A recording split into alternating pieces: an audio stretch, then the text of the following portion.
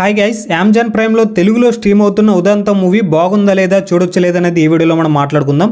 Actually ఈ movie August 30 తారీఖున మలయాళంలో థియేటర్లో రిలీజ్ అయింది. మరి ఈ మూవీ ఎక్కడ ఫ్లాప్ అయిందా హిట్ అయిందా అనేది మనకైతే తెలియదు. ఈ మూవీ రీసెంట్గా అమెజాన్ ప్రైమ్తో పాటు ఎయిర్టెల్ స్ట్రీమింగ్లోకి అయితే వచ్చింది 1 hour 54 minutes రన్ టైంతో.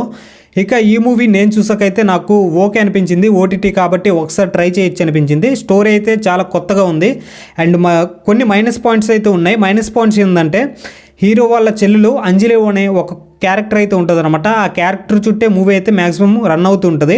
ఆ క్యారెక్టర్ డబ్బింగ్ అయితే బాగాలేదన్నమాట, తెలుగులో లిప్సింగ్ సరిగ్గా లేదు. దానివల్ల నాకు కొంచెం ఇరిటేటింగ్ అనిపించింది. అలానే స్టోరీ కొత్తగా ఉన్నా సరే స్క్రీన్ ప్లే కొంచెం ఎంగేజింగ్గా రాసుకుని ఉంటే బాగుండేది అనిపించింది. ఇవి మైనస్ పాయింట్స్ విషయానికి వస్తే ఇవి రెండు పక్కన పెడితే మూవీ అయితే నాకైతే ఓకే, పర్వాలేదు, చూడొచ్చు అనిపించింది.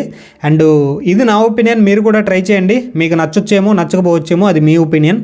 ఇక మూవీ కాన్సెప్ట్ విషయానికి వస్తే మ్యాక్సిమం స్పాయిలర్ లేకుండా చెప్పడానికి అయితే ట్రై చేస్తా. ఆదిత్య అనే ఒక పర్సన్ అయితే ఉంటాడు. ఆదిత్య వాళ్ళ బామ్మర్దికి 25 లక్షలు రెస్టారెంట్ పెట్టడానికి కావాలి.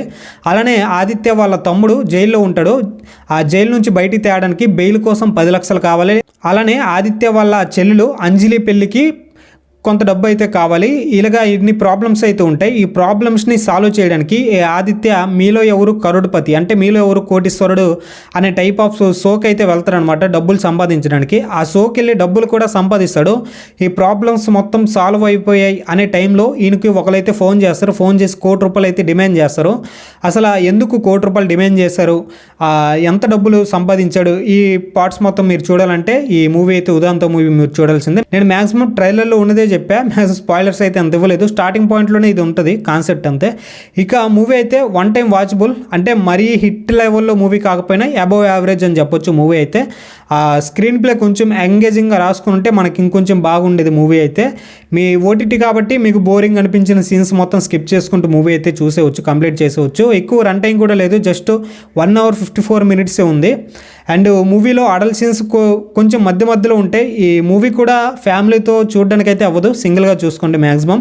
అండ్ ఇదైతే మూవీ రివ్యూ. ఇటువంటి మరెన్నో రివ్యూస్ కోసం మన ఛానల్ని సబ్స్క్రైబ్ చేసుకుని వీడియోని అయితే లైక్ చేయండి గైస్.